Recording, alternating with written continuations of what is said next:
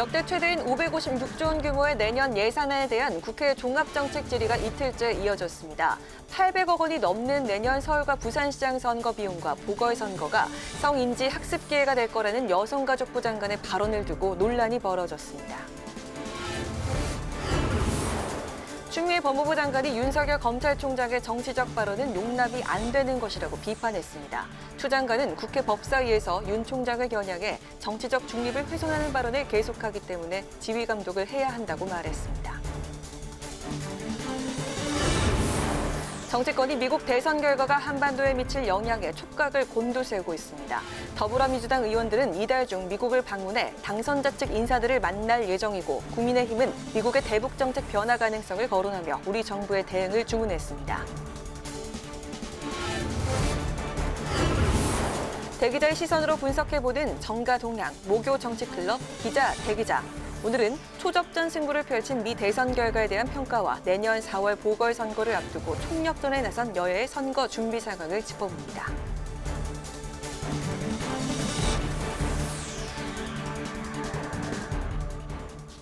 안녕하십니까. 오늘부터 강아랑 MC와 함께 진행을 맡게 된 김지수 앵커입니다. 오늘은 예결위 생중계 관계로 조금 늦게 시작합니다.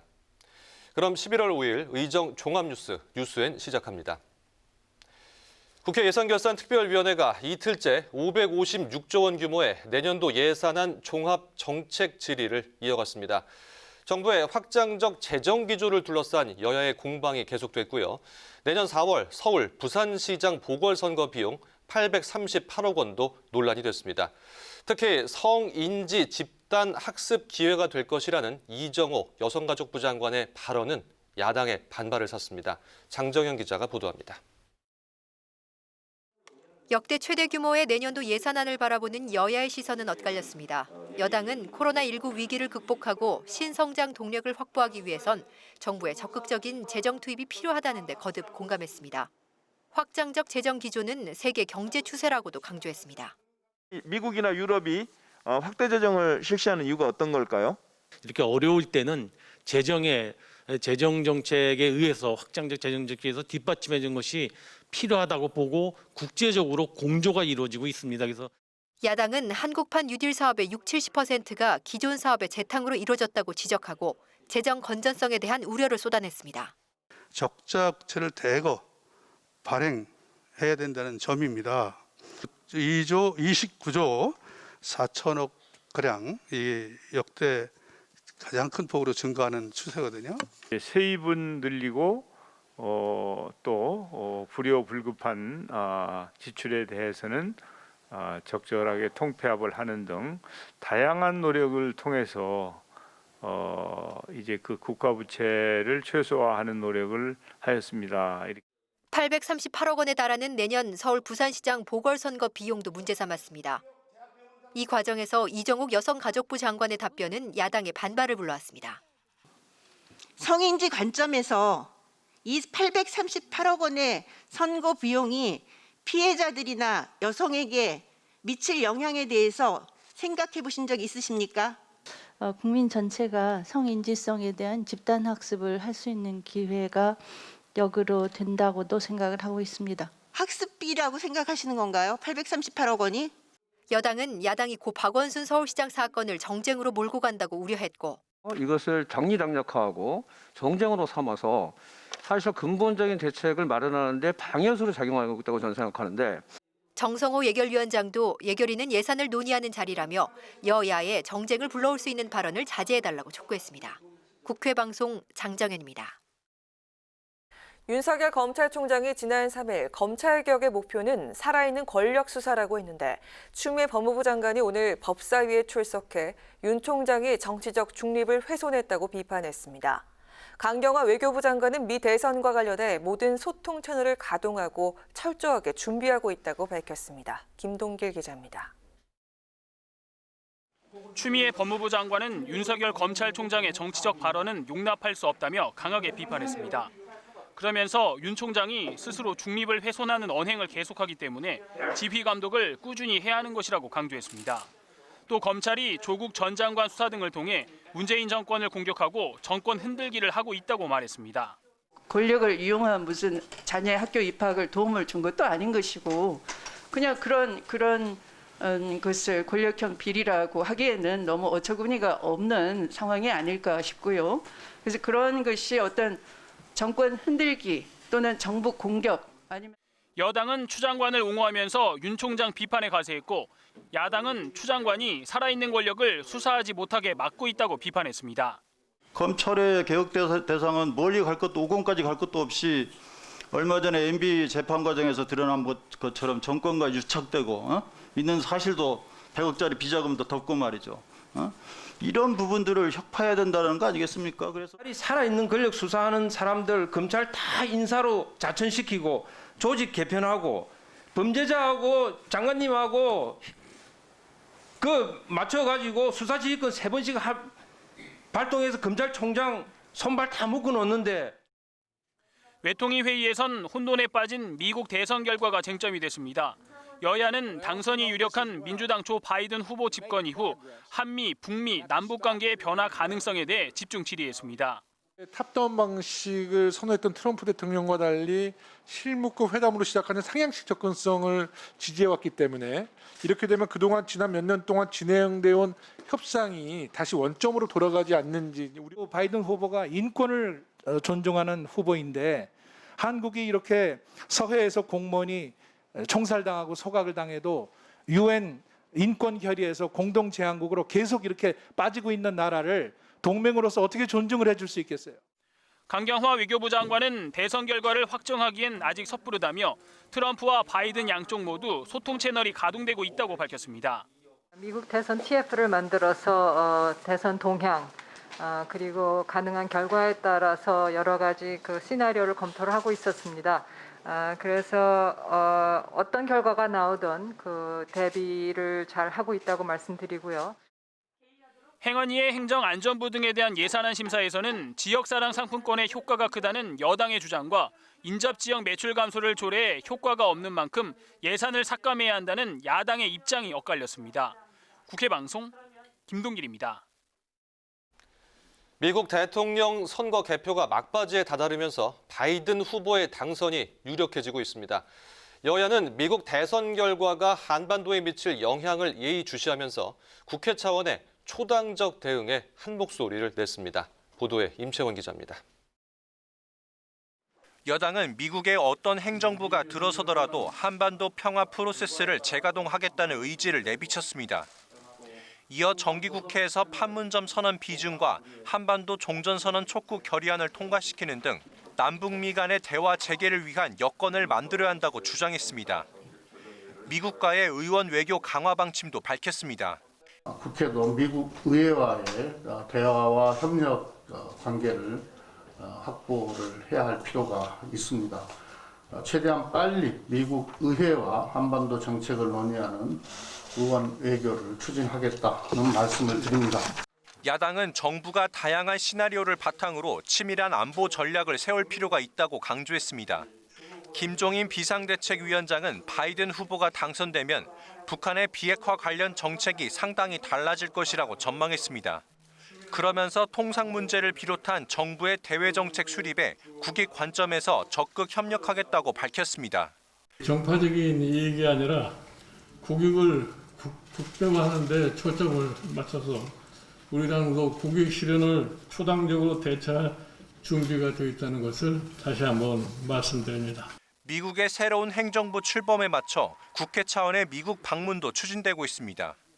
앞서 박병석 국회의장은 여야 원내대표에게 내년 1월 말이나 2월 초쯤 국회 차원의 초당적 방미단을 꾸리자고 제안했습니다. 또 국회 외통위는 다음 달과 내년 1월로 나눠 두 차례 워싱턴을 찾을 계획이고 민주당 한반도 TF는 오늘 16일부터 일주일간 미국을 방문할 예정입니다. 국회 방송 임천입니다. 미국 차기 정부의 향배, 우리로서는 초미의 관심사일 수밖에 없습니다. 미국 대선이 한반도에 미칠 영향을 전문가는 어떻게 보고 있는지 국회에서 열린 토크 콘서트 김세정 기자가 현장에 다녀왔습니다. 혼전 양상 속에 개표가 진행되고 있는 미국 대선.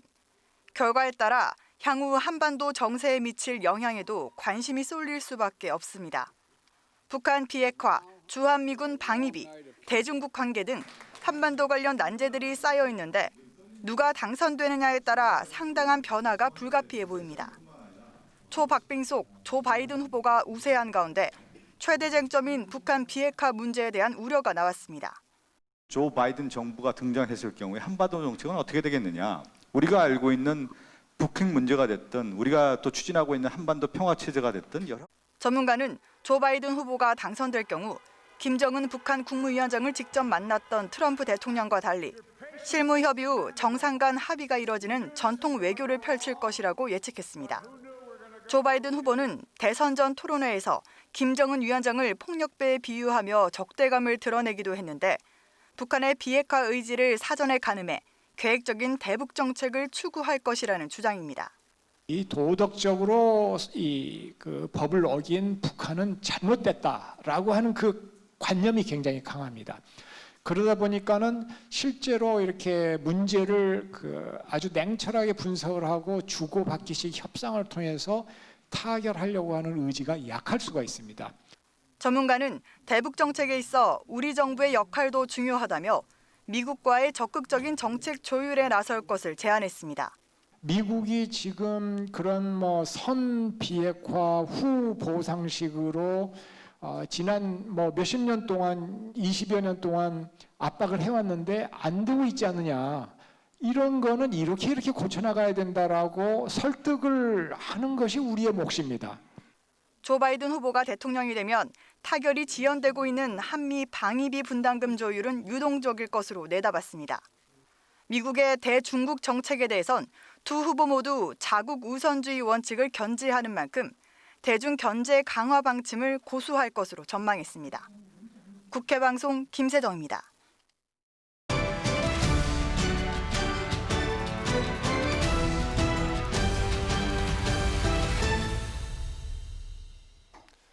네, 이슈 분석 오늘은 한도영 기자와 함께합니다. 어서 오세요. 어서 오세요. 네, 국민의힘에서 지금 계속해서 야권 연대에 대한 목소리가 나오고 있습니다. 후보를 국민의힘 내부에서 찾아야 되냐, 외부에서 데려와야 되냐 이렇게 나뉘고 있는 것으로 알고 있는데요. 좀 정리를 해주시죠. 네, 이제 크게 두 가지가 있습니다. 하나는 이 국민의힘 소속의 후보가 나서야 한다. 다른 하나는 이 국민의힘 소속이 아니어도 상관이 없다입니다. 이 주호영 원내대표 등 지도부는 이 전자 경우에 속합니다. 이번 재보궐선거 반드시 이겨야 되고 그러기 위해서 안철수 대표, 금태섭 전 의원 같은 포함하는 이 반문연대를 추구해야 된다. 다만 그래도 중심에는 국민의힘이 있어야 한다는 입장입니다. 네. 후자의 경우는 장제원 의원입니다. 서울에서는 당의 담을 완전히 허물고 승리해야 된다고 밝혔는데 다시 말해서 국민의힘 소속 정치인이 아니어도 반문이면 상관이 없다는 겁니다. 이를 두고 일각에서는 이 무소속으로 출마한 이후 민주통합당에 입당한 이 박원순 모델이라는 이야기도 나옵니다. 이 국민의힘 경선준비위원회는 50% 당원 투표, 50% 국민 투표로 진행되는 이 지금의 경선 규칙을 그대로 갈지 수정을 하면 어떻게 수정할지 논의하고 있는데요. 이 예비 경선의 시민 참여 비율을 80%까지 올리고 본 경선에서 100%까지 올리는 방안, 1차 컷오프를 먼저 진행한 다음에 2차 경선에서부터 시민 후보를 참여하는 방안 등을 지금 검토하는 걸로 알려졌습니다. 네. 일단은 모두 지금보다 일반 시민 참여 비율을 높이는 방향입니다. 네, 결국 김종인 비대위원장 입장이 중요할 텐데 어떻습니까? 계속해서 국민의힘의 인사가 서울시장 후보로 나서야 한다고 주장해 오지 않았습니까? 네, 명확하게 드러내진 않았습니다만 이 미묘한 변화는 있습니다. 당초 안철수 대표의 정치력을 평가절하하고 국민의힘 외에 무슨 정당이 있냐 약간 좀 시큰둥한 입장을 보여왔었는데요. 일단 경선준비위원회 논의를 기다려보겠다는 입장으로 선회했습니다. 오늘 아침 이 비대위 회의 직후에 기자들을 만난 자리에서 지금의 후보 선출룰을 정하고 있고 이 이후에 시민 후보가 선출되기 위한 여건이 될지 여부를 재검토해보겠다고 말한 건데요. 김 비대위원장 이후에 김은혜 대변인도 비슷한 길에서 이야기했습니다. 경선룰을 만드는 과정이고 정해진 건 없다는 겁니다. 다만 김 비대위원장은 앞장서서 반문연대 필요성을 강조하는 주호영 원내대표 등과 비교해 볼 땐 좀 상당히 신중한 행보를 보이고 있다 이렇게 말할 수 있겠습니다. 네, 그렇군요. 일단은 기다려보겠다는 입장, 적극적인 의견 개진에는 나서고 있지 않은 것 같은데요. 그렇다면 이 김종인 비대위원장의 속내 어떨까요? 네, 여러 가지 추측을 해볼 수 있겠습니다만은 일단 이 당 밖에서 인물 찾는 것 좀 그만하라는 이 당내 일부 비판을 의식한 의식한 게 아니겠냐는 이런 분석입니다. 네. 어제도 이 박완수 의원이 당 안에도 좋은 인재들이 많은데 이 당 밖의 인물을 자꾸 거론하는 거는 우리 당을 부정하는 거다 이렇게 강하게 불쾌감을 드러냈습니다. 최근 들어서 김 비대위원장은 이 단합을 강조하고 있는데요. 나중에 연대를 할 땐 하더라도 일단 지금은 이런 당내 불만을 다스리고 단단히 뭉쳐야 할 때라고 생각하고 있을 가능성이 있습니다. 네. 그러니까 연대가 이루어지기도 전에 당 분열이 먼저 생기면 시너지 효과도 반감된다는 이야기입니다. 또 다른 가능성은 흥행입니다. 이 김 비대위원장 입장에서는 일단 최대한 많은 후보군, 이 많은 이야기들이 나온 다음에 다시 말해서 국민들의 주목도가 가장 높아졌을 때 실질적인 연대 움직임을 가져갈 가능성도 있습니다. 네. 그러니까 지금 주변에서 한참 군부를 떼고 있을 때 이 재보궐 선거일까지 여러 날 남은 지금 미리 결론을 암시하면서 김을 세게 할 필요가 없다는 겁니다. 최근에는 이해훈 전 의원이 서울시장 출마를 고민하고 있다고 밝히기도 했는데요. 나경원, 또 김용태 전 의원도 후보군에 속하고 앞으로 다양한 인사들의 서울시장 출마 선언이 잇따를 수 있는데 굳이 지금 안철수 대표를 미는 듯한 행동을 하는 것은 당으로서도 손해라는 계산이 있을 수 있습니다. 네. 또 다른 한편으로는 김 비대위원장이 자신의 성과를 의식하고 있을 가능성도 제기됩니다. 김 비대위원장의 임기는 내년 4월 7일 재보궐 선거 때까지입니다. 그러니까 비대위원장으로 이 좋은 성과와 함께 임기를 마치고 싶은 욕심이 있을 텐데 이 연대 형식이라고 하더라도 이 당내 인사가 아니라 당외 인사가 서울시장이 되는 것은 이 절반의 성과 아니냐. 김 비대위원장으로서는 이런 성과 측면을 끝까지 의식할 수밖에 없다는 분석도 제기되고 있습니다. 네, 뭐 아직 5개월 남았으니까요. 좀 기다려 봐야겠네요. 여기까지 듣겠습니다. 한대훈 기자 수고했습니다. 고맙습니다. 네, 더불어민주당이 주거난 해소와 주택 정책 전반을 다룰 미래 주거 추진단을 발족시켰습니다. 효율적인 주택 정책 수립을 위해 정부 조직에 지역 주택 개발부 신설을 검토하자는 제안이 나왔는데 국민의힘은 전세 대란 등을 야기한 임대차 3법부터 손질해야 한다고 촉구했습니다. 보도에 박지영 기자입니다. 더불어민주당 이낙연 대표는 새로운 주택 정책의 패러다임 모색에 나설 미래주거 추진단에 몇 가지 검토 과제를 제안했습니다. 1인 가구 등 다양해지는 주거 수요와 변화에 맞춘 공급이 필요하다며 정부 조직에 주택 지역 개발부를 신설하는 방안을 검토해달라고 주문했습니다. 국토부를 비롯해 각 부처별로 산재한 주택 관련 정책과 조직을 일원화해 효율적이고 일관된 주택 정책을 수립하고 시행하자는 겁니다. 1인 가구의 증가를 포함해서 가족 형태가 다양해지고 일과 삶의 균형을 더욱더 중시해가는 등으로 나타나고 있습니다. 그런 변화에 주거 공급이 부응해야 한다고 생각합니다.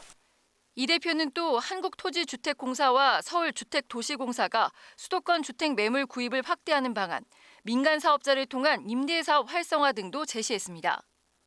하지만 국민의힘은 주택시장 안정을 위해선 정부 여당이 밀어붙인 임대차 3법부터 손질해야 한다고 주장했습니다.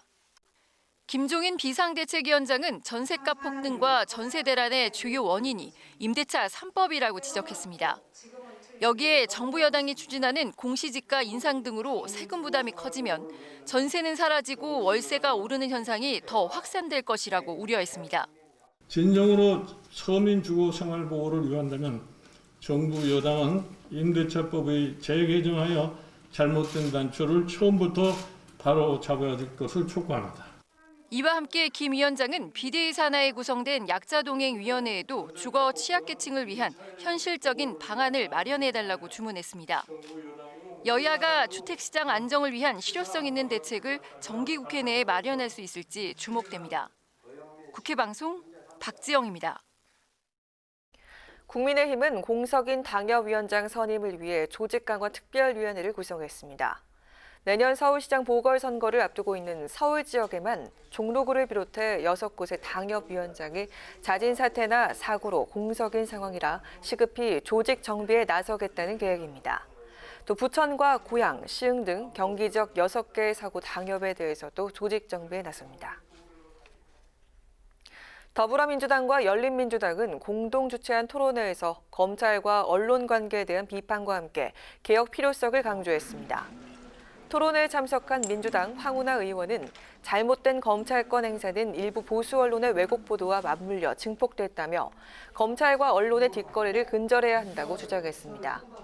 또 열린민주당 최강욱 대표는 언론은 과거부터 검찰과 거래를 통해 결탁해왔다며 언론이 시민과의 가교 역할을 제대로 하고 있는지 의문이라고 비판했습니다.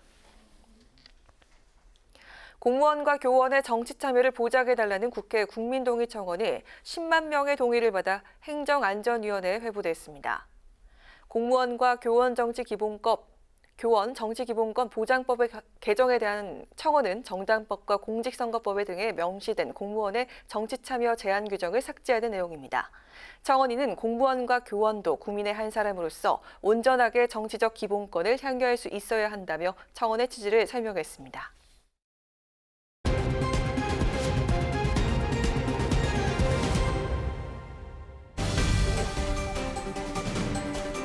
사람들의 시선을 끈 오늘의 정치 뉴스 강하락의 정치톡 시간입니다. 11월 5일 첫 번째 정치톡 만나보시죠.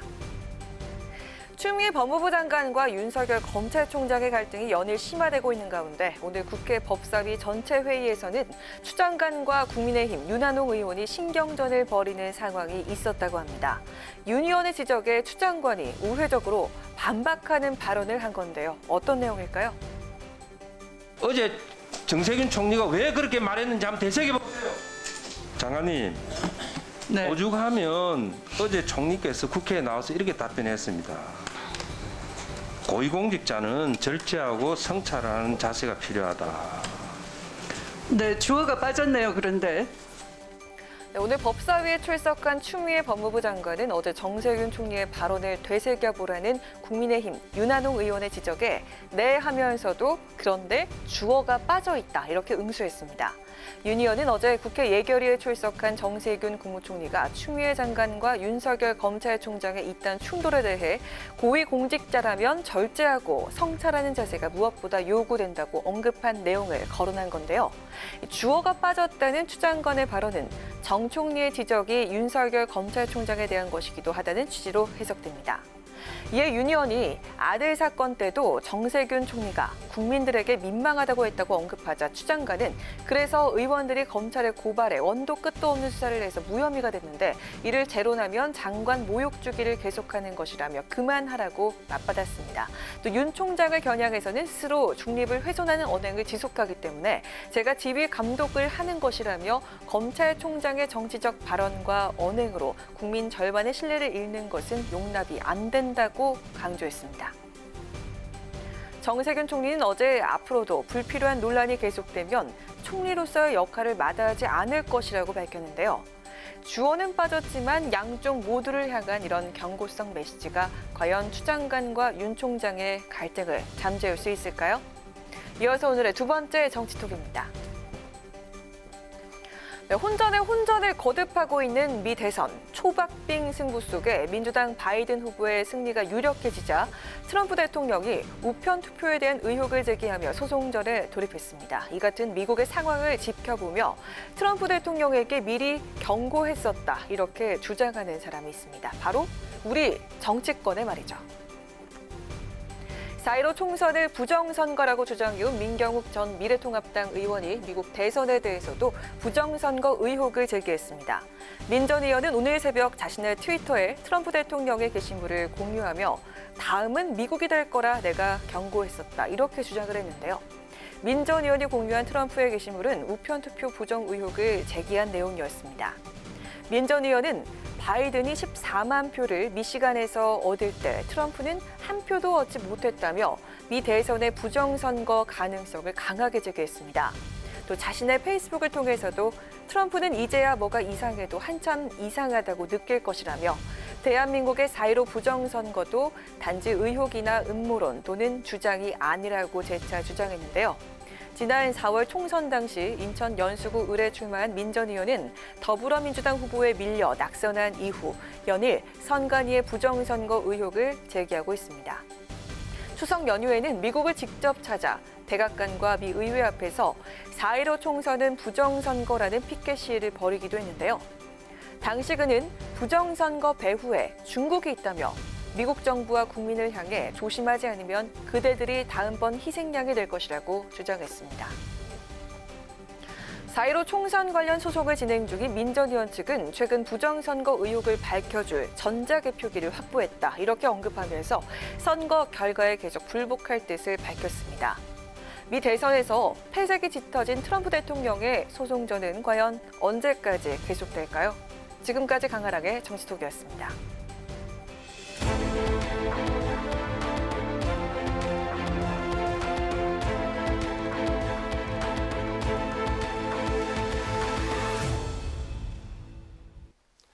네, 정치권의 동향을 대기자의 시선으로 짚어보는 목요 정치클럽 기자 대기자 시간입니다. 오늘도 최병록 TV조선 해설위원 그리고 성한용 한겨레 선임 기자와 함께하겠습니다. 어서 오십시오. 네, 어서 오세요. 네, 먼저 미국 대선 소식부터 잠깐 짚고 넘어가겠습니다. 유례없는 대혼전이었는데요. 개표 초반에만 해도 트럼프 대통령이 승리 선언까지 거의 했었는데 지금 경합주에서 많이 뒤집어지면서 이제 바이든 후보가 승기를 잡았다. 지금 이렇게 볼 수 있을 것 같습니다. 이번 미 대선 투표 개표 과정 어떻게 보셨습니까? 우리보다는 좀 복잡한 나라인 것 같아요. 연방제 국가라 그런가요? 선거 제도도 굉장히 복잡하죠. 거기 위너 테이크 소리죠. 예, 그렇죠. 그 주마다 이제 하나의 국가라고 봐야 되고 법 체계도 좀 다르고. 네. 왜 저런 선거인단 제도를 왜 계속 유지하고 있는지 참 의문이긴 합니다. 근데 2000년이죠. 아들 부시하고 엘고하고 했을 때도 소송까지 가고 그랬는데 네. 이번 20년 만에 다시 그런 장면으로 치닫는 것 같고, 제 개인적으로는 미국 민주주의가 그 황금기가 좀 저무는 것 아닌가 이런 좀 착잡함 같은 게 있습니다. 예, 그렇군요. 최 의원님 어떠십니까? 저는 사실 개표 과정에 대한 의문이 굉장히 많아요. 그러니까 부정의 의문이 아니고 아니 이 개표 과정이 왜 이렇게 오래 걸릴까? 우리 같으면 상상할 수 없는 거잖아요. 네. 저게 지금 문제가 많더라고요. 저게 지금 사전 투표에다가 동안에 우편 투표인데 이제 우편 투표 때문에 그런 거거든요. 네. 근데 미국이 아무리 큰 나라라고 할지라도 우편 투표가 이제 당일날 도착하는 거 말고 그 투표가 끝나고서도 한참 예를 들어서 6일 심지어는 12일까지 도착하는 것을 카운트하는 그런 주도 있어요. 네. 그래서 그런 거 하나는 적어도 이게 대선이라면 주정부의 작은 선거라면 몰라도 대선이라면 아무리 연방제 국가지만 전국적으로 통일을 해야 될 것 같은 느낌이 드는데 다양성의 나라라 그런지 몰라도 하여튼 그런 거 하고 그다음에 우편 투표가 제대로 11월 3일에 투표했다고 개표한다고 하면 그때까지 들어온 우편 투표에 대해서 좀 신속하게 뭔가 개표를 해야 되는 것 아니냐. 그런데 굉장히 늦어지고 있잖아요. 지금 이런 점들이 좀 잘 이해가 되지 않는다. 그래서 그런 부분은 개선하고자 하는 노력이 없는가 이런 궁금증이 좀 생기기도 했습니다. 네, 소송은 갈 것으로 보시나요? 아니 소송은 지금 어차피 트럼프 캠프에서 한다고는 하는데 오늘 오후에 우리 시간으로 오후에 보면 트럼프 대통령이 트위터에다가 이제와 이 소송이 무슨 소용이라고 올린 것을 봐서는 아마 270명 선거인단을 만약에 바이든 후보가 확보를 한다면 그러면 소송전이 새로운 국면으로 넘어가서 그냥 소송전이 무의미해지는 것 아니냐 이런 생각도 듭니다. 네, 그렇군요. 네, 또 누가 최종 승리를 거머쥘지에 따라서 한반도 정세에도 영향이 클 것으로 예상이 됐는데요. 바이든의 승리, 우리에게 더 유리해졌다고 보십니까? 불리해졌다고 보십니까?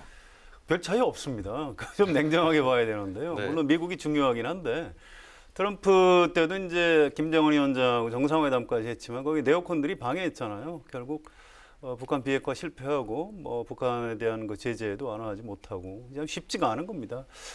지금 바이든이 되면 이제 과거 오바마 때처럼 현상 유지 정책을 쓸 텐데 좀 걱정이에요. 한반도에 대해서 별 관심이 없는 겁니다. 그게 이제 전략적인 인내인데 그러다 보면 북한은 이제 애가 타니까 핵무기하고 또 미사일도 강화할 테고요. 참 이제 우리만 참 죽을 맛이 되는 거죠. 그래서 미국 대통령이 누가 되든 북한 핵 문제도 좀 너무 미국만 쳐다볼 게 아니고 우리가 좀 더 미국을 좀 설득을 많이 하고 또 북한도 설득을 하고 우리 역할을 좀 키워야 되지 않을까 이 기회에 그런 생각을 좀 해봤습니다. 제가 보기엔 대북 정책과 관련해서는 아마 상당한 변화가 있을 것으로 예상이 됩니다. 무슨 얘기냐면 그냥 전략적 인내 정도로 오바마 대통령의 대북 정책을 계승하는 것이 아니고요. 김정은 위원장에 대해서 약간 무슨 폭력배 개념으로 얘기한 적이 있어요. 바이든 후보가. 맞습니다. 그런 걸 보면 그리고 이제 트럼프 대통령식의 톱다운 방식의 협상 이런 거는 안 하겠다는 거거든요. 그러니까 정상적인 과정으로 좀 갈 거로 봐요. 그렇게 된다면 실무선에서 협상이 이루어지고 나서 그 다음에 뭐 정상회담을 할 수 있다 이런 개념이기 때문에 아마 미국 정책이 그동안 트럼프 대통령이 했던 방식과는 완전히 다른 새로운 국면을 맞을 것이고요. 그런 관점에서 본다면 결국은 김정은 북한 국무위원장이 비핵화 문제에 관해서 어떤 결심을 하지 않으면 아마 트럼프 대통령처럼 이렇게 미국 정상회담을 하기는 어려울 것이다 이렇게 봅니다. 네, 자 그럼 오늘의 첫 번째 토크 주제로 들어가 볼까요? 먼저 성 기자님. 예, 내년 4월이죠. 서울시장하고 부산시장 보궐선거를 합니다. 민주당 광역단체장들의 원인 제공 때문에 보궐선거를 치르는 거죠. 당원에 따르면 공천을 안 해야 되는데 최근에 공천을 하는 쪽으로 당원을 개정을 했습니다. 그래서 서울시장, 부산시장 보궐선거를 민주당 쪽에 어떤 사정이 있는지 좀 살펴봐야 할 것 같습니다. 네, 그렇습니다. 말씀해 주신 대로 이 민주당이 지난 주말이었죠. 당원 개정을 했습니다. 96조. 그래서 4월 보궐선거 이제 준비에 박차를 가할 것으로 보이는데요. 민주당 쪽에서는 공당으로서 선거 후보를 내는 것이 책임 있는 정당이다. 이런 내용이고요. 당연히 야당 쪽에서는 문재인 대통령이 과거 당대표 시절에 만든 2015년이었나요? 무공천 원칙을 민주당이 스스로 깼다. 이런 지금 비판이 있습니다. 당원 개정과 문 대통령 연결 프레임 어떻게 보십니까? 일단 민주당이 비판받아 마땅한 겁니다. 당원이라는 걸 지키려고 만든 거잖아요. 근데 그 당원을 안 지켰으니까 아무튼 잘못된 거죠.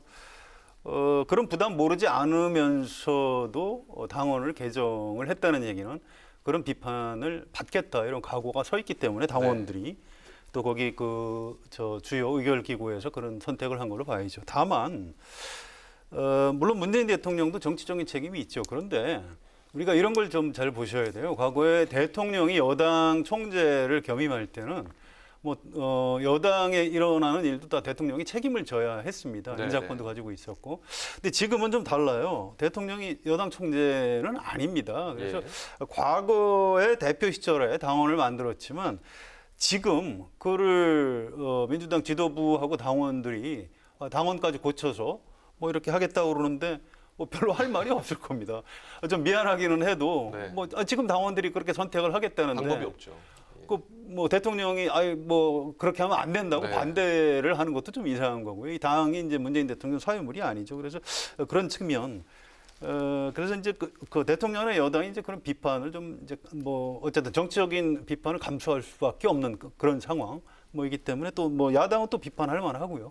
이제 그런 상황이라고 봐야 될 것 같습니다. 워낙 대선까지 이어질 수 있는 중요한 선거기 때문에 그런 것 같은데요. 최 의원님 어떻게 보십니까? 시기적으로 봐도 내년 4월이면 사실 후년 3월 달에 대선이 있지 않습니까? 그러니까 한 11개월 전이란 말이죠. 더군다나 서울 또는 부산 이런 데가 가지고 있는 상징성이 대단히 커요. 그리고 이제 이번에는 말씀하셨듯이 서울, 부산 모두가 민주당 단체장이 시장이었단 말이죠. 그런데 민주당 단체장이 바로 원인 제공을 했어요. 보궐선거에. 그렇게 되면 상당한 정도의 불리함을 안고 가야 되거든요. 그런 점에서도 부산보다도 지금 서울의 어떤 중요성 같은 걸 감안한다면 아마 제가 보기에도 민주당이 후보를 안 내기는 어려웠을 거라고 보고요. 그러나 그에 따른 부담, 그러니까 당원을 바꿔가면서까지 후보를 낼 수밖에 없는 부담, 그다음에 원인 제공을 했다는 부담. 그런데 사실은 지금까지 전통적으로 보면 민주당이 서울에서는 국민의힘보다는 유리한 입장을 가지고 있었단 말이죠. 불과 얼마 전에 4월 총선에도 그랬잖아요. 그런 것들을 보면 이 유리한 국면을 이 불리한 두 가지 요소하고 어떻게 상쇄할 것이냐 이거에 따라서 승부가 결정이 나겠죠. 그렇군요. 전당원 투표 결과 86.64%가 당원 개정과 재보선 공천에 찬성한 것으로 나타났습니다. 민주당 이야기입니다. 높은 찬성률이지만 투표율 자체가 26%밖에 안 돼서 효력 논란이 일기도 했고요. 또 국민에 대한 약속을 당원 투표로 뒤집는 게 온당하냐는 지적도 있는데 이 전당원 투표 유효성 논란은 어떻게 봐야 할까요? 먼저 최 의원님. 그렇죠. 우리가 흔히 왜 주민투표제라는 것이 있지 않습니까? 주민투표도 사실은 3분의 1 이상이 주민투표에 참여를 해야 개표를 할 수가 있어요. 그런 기준으로 보면 지금 민주당 당원에도 보면 3분의 1 이상이 참여해야 됩니다. 그런데 26%면 3분의 1에 한참 못 미치죠. 그러니까 이제 이게 그냥 당원들의 의견을 물어본 것이지 결정하기 위한 투표가 아니다. 이렇게 지금 말을 바꾸고 있거든요. 그런 부분도 또 이제 지적을 받아야 할 것이고요. 어찌됐든 간에 민주당의 권리당원이 80만 명이 조금 넘습니다. 그런데 이번에 공천을 해야 된다고 한 사람들이 18만 명 조금 넘는 정도예요. 그러면은 60만 명 이상이, 권리당원의 60만 명 이상이 이 공천에 반대하든가 아니면은 이 투표에 아예 불참을 했다는 얘기가 되거든요. 그런 점에서 본다면 이게 과연 전당원 투표라고 하는 의미를 살렸느냐 살리지 못했느냐 하는 논란이 끊이지 않을 것이다 이렇게 조금 생각합니다. 부족했다고 보시는군요. 그러니까 적어도 저는 3분의 1 이상의 참여가 있었어야 된다고 보는 것이죠. 이번에는 투표 시간을 36시간을 줬잖아요. 그러니까 투표 시간을 조금 더 늘렸으면 아마 3분의 1 정도는 그래도 뭐 저는 결과에 큰 차이는 없을 거라고 보지만 여하튼 3분의 1 요건은 좀 채웠으면 좋지 않았을까 이런 생각을 합니다. 근데 이제 주민투표법하고는 좀 달라요. 왜냐하면 주민투표법 이런 건 이제 법률에 따라 하는 거기 때문에 그 정족수가 안 되면 무효가 됩니다. 그 전에 이제 오세훈 전 서울시장이 그래서 물러난 거죠. 근데 이게 이제 정당에서 하는 일이에요. 정당에서 가장 중요한 원칙이 이제 자율성입니다. 정당에서 어떤 의사결정을 하면은 사실은 법원에서도 잘 그 간섭을 잘 안 합니다. 그건 정당에서 알아서 할 일이지. 그건 정치의 영역이지. 사법적인 심판의 대상으로 삼는 게 적절치 않다. 이제 법원에도 이제 그런 게 있어요. 이번에 이게 그 당원 당규에 따른 당원 투표가 아니거든요. 그래서 당원들의 의사를 정치적으로 묻고 당원 당규에 따라서 이제 다른 기구에서 의결을 한 겁니다. 그래서 뭐 정당에서 그렇게 하겠다는데 이건 뭐 법률적으로 뭐 잘못됐다 이렇게 할 수는 없는 거예요. 다만 그 정치적인 부담은 이제 민주당이 이제 끌어안고 갈 수밖에 없는 거죠. 투표율이 낮은 건 좀 아쉬운데 최 의원 말씀하신 대로 투표율이 올라갔어도 아마 찬성률은 비슷하게 나왔을 겁니다. 네, 어느 정도 예상이 돼 있던 사실 결과긴 했습니다.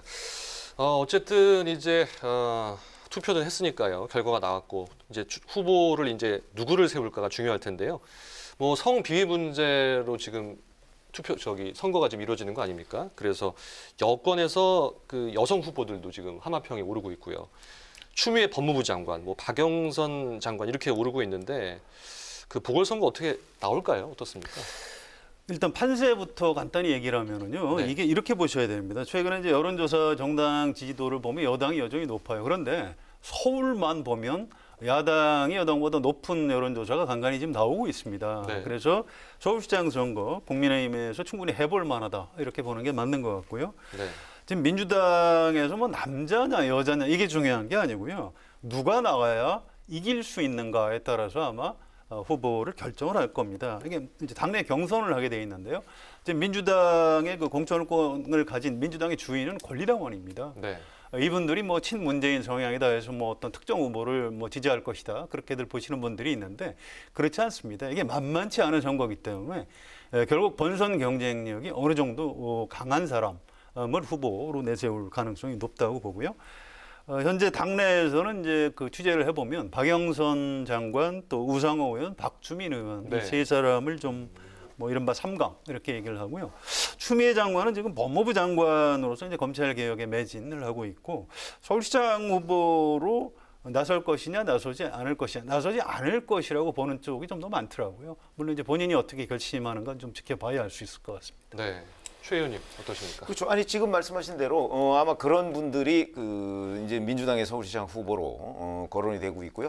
그 중에 이제 추미애 법무부 장관 같은 경우는 이제 12월달에 뭐 개각이 예상되고 있잖아요. 저는 그 시점에 추미애 법무부 장관도 아마 서울시장에 출마한다는 명분으로 교체될 가능성이 꽤 있지 않나 이렇게 생각을 합니다. 그렇게 된다면 이제 그 추미애 장관과 윤석열 검찰총장 간의 갈등도 어느 정도 진정 국면으로 갈 가능성도 있고요. 물론 또 후임자가 누가 오느냐에 따라서 다르긴 하지만 그런 점에서 본다면 지금 말씀하신 대로 그 이제 박주민 의원 그다음에 박영선 장관. 이거 박영선 장관도 그럼 12월 달에 바뀌어야 되겠죠? 그렇게 되고 이제 우상호 의원은 뭐 이미 출마 선언을 했고요. 그다음에 거기에 추미애 장관 정도 해서 아마 그 4명 정도가 그 경선을 치르지 않을까. 근데 그 중에서 지금 말씀하신 대로 바로 그 어떤 본선 경쟁력 이거에 따라서 결론이 나지 않을까 이렇게 생각을 합니다. 네, 또 어제 이낙연 대표가 부사들 찾아서 부산시장 보선에 대해서 거듭 사과하면서 부산의 수건 사업이죠. 가덕도 신공항 재추진 의지도 피력을 했습니다. 이런 선물 보따리라고 할까요? 이런 게 여론을 움직일 수 있을지 궁금한데 민심 동향 어떻게 보시는지요? 부산에서는 확실히 그 가덕도 신공항 문제가 관심을 받는 사항이죠. 그런데 문제는 저 가덕도 신공항이 대선 때 또 나오고 총선 때 나오고 이제 와서 보선 때 또 나와요. 그것도 몇 년 전부터 지금 부산에서 쟁점이 되던 거거든요. 그래서 제가 보기엔 아니죠. 그거보다도 너무 많이 써먹은 카드다. 이런 게 저는 조금 저것이 이번에도 또 먹힐까 이런 생각이 들어요. 먼저 오거돈 전 부산시장 같은 경우에도 가덕도 신공항 얘기를 했었거든요. 그렇기 때문에 이번에는 지금 부산의 현재 분위기를 보면 아마 대부분 국민의힘이 상당히 앞서 있다. 총선 결과도 마찬가지고요. 그런 여론조사들이 대부분이에요. 그런데 가덕도 신공항이라는 이미 한물 지나간 카드를 가지고 그거를 뒤집기는 저는 힘들다. 개인적으로 그렇게 판단하고 있습니다. 근데 이제 여당이기 때문에요. 이게 정치적으로는 밀리는 선거잖아요. 그러니까 이제 지역 개발 공약을 가지고 이제 승부를 할 수밖에 없죠. 지금 당에서 정당 차원에서 또 문재인 정부 차원에서는 그런 공약을 내세울 수밖에 없을 겁니다. 이제 앞으로 좀 봐야 되는데 왜냐하면 인물 변수가 또 어쨌든 있어요. 지금 이 판세가 어려운 거는 국민의힘 쪽에서 자천 후보만 한 10명 정도가 넘습니다. 그만큼 이제 이길 가능성이 높다 이렇게 보는 거죠. 민주당에선 최고위원 하신 분이죠. 그 김혜영 전 의원, 또 지금 국회 사무처장 하고 있는 김영춘 전 의원 이런 분들 포함해서 한 서너 명이 거론이 되고 있습니다. 근데 이제 민주당도 이거 당내 경선으로 후보를 뽑을 텐데요. 이제 이분의 어떤 개인적인 역량, 정치인으로서의 어떤 매력 이런 것들이 좀 득표율을 끌어올릴 수가 있겠죠. 이 부산시장 선거도 민주당이 지금 포기하는 분위기는 아닌 것 같고요. 민주당은 아직 장이 서지 않았고 또 뭔가 이제 드라마를 만들어 가겠다 이런 얘기를 좀 하고 있습니다. 네, 그렇군요. 대선 전초전으로 평가를 받는 내년 서울, 부산 보궐선거, 집권 여당이 어떤 후보를 내세우면서 승부수를 띄우게 될지 지켜봐야겠습니다. 이번에는 최 의원께서 발제해 오신 주제 어떤 내용이죠? 네, 지금 보궐선거와 관련해서 사실은 민주당 쪽 내용을 짚어봤는데요. 사실은 국민의힘도 민주당보다는 조금 더디지만 착착 준비를 해가고 있어요. 지금 예를 들어서 이제 후보 결정 방식을 어떻게 할 것인가, 이런 부분도 아직 정해지진 않았지만 열심히 지금 논의 중이거든요. 그래서 그 문제를 한번 다뤄보자고 제가 발제를 했습니다. 네. 그런데 앞서도 말씀은 드렸지만 민주당 쪽에서 이제 원인 제공을 하셨다고 말씀을 해주셨습니다. 그래서 사실 물론 국민의힘 입장에서는 조금 유리한 선거가 될 수도 있긴 한데요. 하지만 5개월이 남았고 또 여러 가지 변수들이 있지 않겠습니까? 그렇죠. 지금 공수처 문제라든지 특검 문제, 여러 가지 또 변수들, 또 부동산 문제도 있을 텐데요. 그래서 좀 당내에서는 안심할 수가 없다.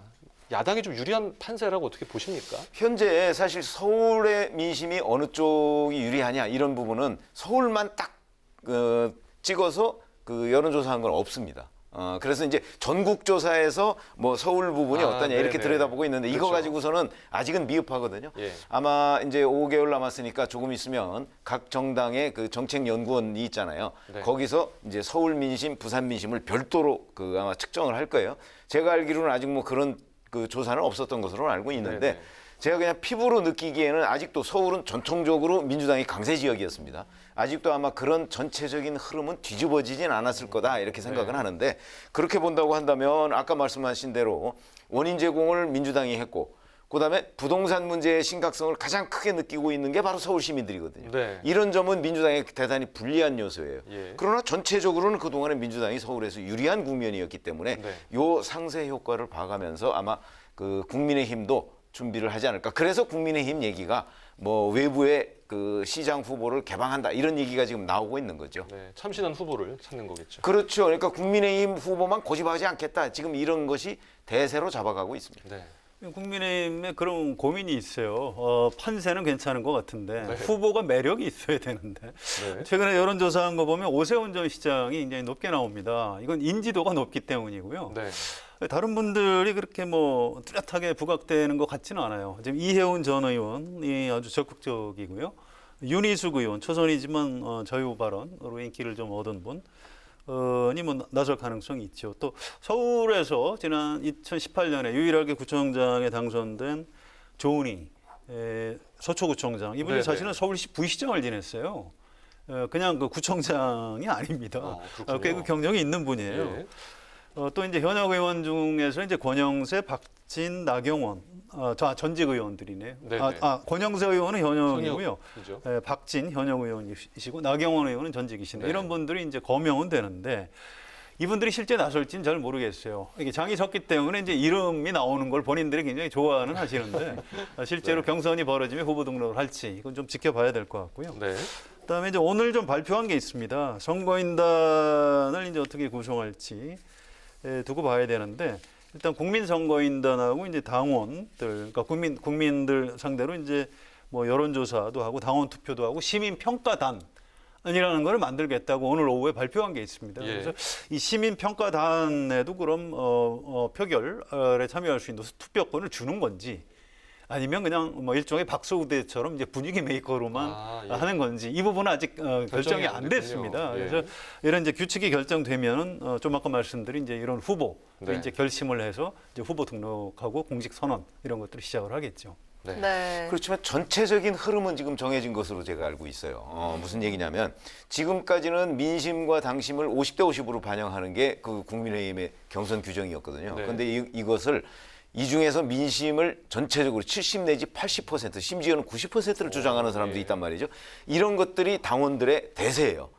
그렇기 때문에 민심을 70 내지 80%까지 하고 당심을 한 20, 30%로 줄인다고 한다면 보다 본선 경쟁력이 있는 후보가 등장할 가능성이 있다. 네. 그런 거는 이제 국민의힘이 당원들이 그렇게 요구를 하고 있으니까 앞으로 아마 경선 룰이 그런 식으로 정해질 가능성이 꽤 높아졌습니다. 당원들이 상당히 좀 위기감을 느낀 것 같은데. 그렇죠. 이대로 가면 서울시장 아무리 민주당의 책임론이 있다고 하지만 네. 그럼에도 서울시장 또 진다. 그러면 후년에 대선도 또 어려워지는 거 아니냐. 네. 이런 위기의식을 느끼고 그러면 민심을 보다 많이 반영하자. 지금 이런 네. 분위기입니다. 그리고 네. 민심 반영에는요 이런 요인이 있어요. 지금 안철수 대표도 같이 좀 아예 국민의힘에서 경선을 치르자. 이제 이걸 유인하기 위해서 이제 그 일반 국민 반영을 늘리자 이런 얘기인데 그게 안 나간다고. 네 그렇습니다. 그래서 그게 성사가 되지 않고 일단 국민의힘 내부 인사들만으로 경선을 먼저 치르게 되면은 어떤 일반 국민 몫을 그렇게 뭐 폭발적으로 늘리는 데는 좀 한계가 있을 가능성도 있는 거죠. 네. 네, 또 이런 가운데 국민의힘은 100% 국민 경선제 그리고 현역 의원 불가론을 검토해보겠다고 밝혔는데 이게 현실화 가능성이 얼마나 있다고 보십니까? 그러니까 제가 아까 말씀드렸듯이 이제 당원들한테 조사를 해보면요. 대략 한 70 내지 80% 정도가 이 민심 비율을 훨씬 늘리자 이렇게 얘기하는데 지금 김상훈 위원장 같은 경우는 100% 국민경선제까지 네. 나오고 있거든요. 저는 100% 국민경선제는 아마도 지금 그 성한윤 기자께서 말씀하신 안철수 대표나 뭐 금태섭 전 의원이나 뭐 이런 사람들을 유인하기 위한 유인책적인 성격이 더 강하다고 봐요. 그러나 이제 그게 만약에 안철수 대표가 지금 뭐 절대 안 나간다고 얘기는 했지만 정치에서 절대라는 건 없거든요. 없기 때문에 그 분위기를 좀 봐가면서 유동적으로 그 상황을 조성하지 않을까 이렇게 생각을 합니다. 일단 오늘 뭐 발표했다고 제가 말씀드렸는데요. 일반 시민 여론조사, 당원 투표, 시민평가단의 평가 결과로 최종 후보를 선출한다고 했습니다. 따라서 일반 시민만 100%로 하는 거는 이제 없었던 얘기가 되는 거죠. 이제 어떤 의지를 표출한 거라고 봐야 될 겁니다. 그래서 현실적으로는 뭐 한 6대 2대 2라든가 뭐 한 7대 3 이런 정도로 이제 결론이 나지 않을까 이렇게 예상이 되고요. 평가단은 한 1000명 규모로 하겠다고 합니다.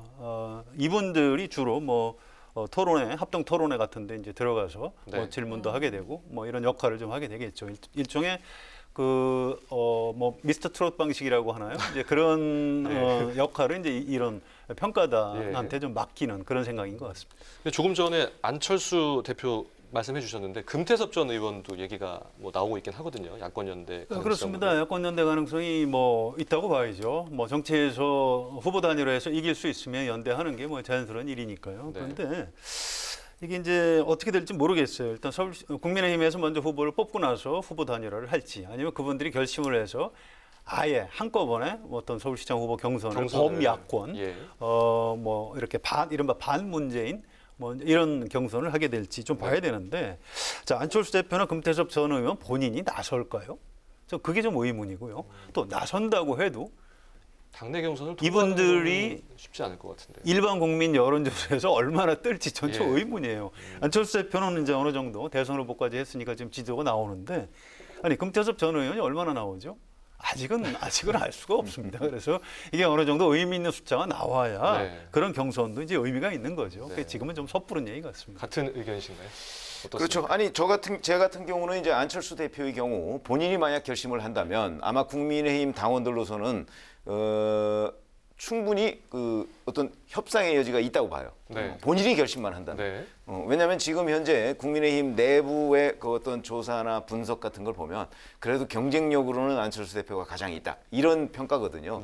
그러니까 만약에 본인이 한다면 설령 국민의힘 후보가 정해졌다 할지라도 또다시 시민 후보의 개념으로 같이 또 그 단일화하는 그러니까 일종의 반문여대죠. 아까 얘기한 그런 식으로 저는 그 후보가 될 수 있다고 보거든요. 본인의 결심 여부가 굉장히 중요하죠. 네, 최근 당내 일각에서는 또 김종인 불통 리더십에 문제를 제기하는 목소리가 나오자 김 위원장은 원팀의 중요성을 강조하는 모습인데요. 당내 중진들과의 스킨십을 늘리고 있습니다. 이 당심 당내기 효과가 있을 것으로 보입니까? 사실은 김종인 비대위원장을 정치권에 이렇게 모신 게 왜 우리 옛날에 짜르 리더십 뭐 이런 얘기 했잖아요. 이 짜르 리더십이라는 게 양면성이 있습니다.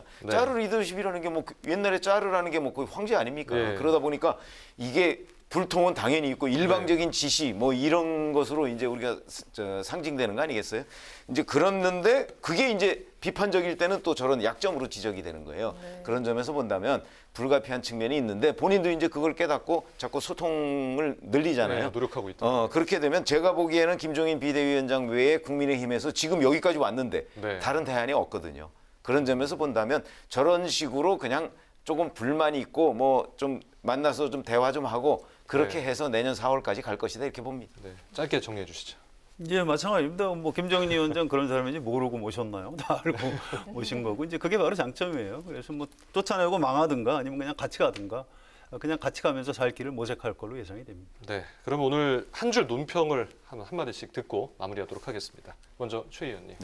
아까 잠깐 말씀을 드렸는데 사실은 그 서울시장 부산시장 보궐선거 무공천에 대해서 저는 민주당이 이제 당원 투표를 통해서 결정했다고 하는데 진짜 전 당원의 생각은 무엇인가? 이게 좀 궁금해요. 궁금하시군요. 궁금해요. 그 80만 권리당원의 생각은 무엇인가? 그래서 오늘 제가 한 줄 논평은 민주당 전 당원의 의사가 궁금하다. 이렇게 정했습니다. 이번 이제 보궐선거가 이제 광역단체장의 이른바 이제 권력형 성범죄 사건 또 의혹 이런 것 때문에 이제 치러지는 겁니다. 그래서 이게 정치인이라는 게 물론 능력과 뭐 당선 가능성이 또 중요하지만 도덕성이 굉장히 중요하구나 이런 생각을 했고요. 또 최근에 이명박 전 대통령이죠. 다스가 실소 위주라는 게 대법원 판결로 확정이 됐는데도 또 아니라고 그러고 뭐 나라의 미래가 걱정이라고 하고 이런 걸 보면서 굉장히 좀 절망감을 느꼈어요. 그래서 오늘 한 줄 논평은 정치인 도덕성이 더 중요하다 이렇게 해봤습니다. 네, 알겠습니다. 네, 목요 정치클럽 기자 대기자 지금까지 성한용 한겨레신문 선임기자 최병묵 TV조선 해설위원과 함께했습니다. 오늘 말씀 감사합니다. 고맙습니다. 네, 추위는 풀렸지만 대기가 많이 건조합니다. 내일 아침 기온 서울이 9도, 대전은 7도로 시작해 오늘보다 높겠습니다. 하늘이 흐린 가운데 오후부터는 전국 곳곳에 약한 비가 내리겠는데요. 비의 양은 5mm 미만으로 적겠습니다. 네, 오늘 뉴스에는 여기까지입니다. 함께해 주신 여러분 고맙습니다.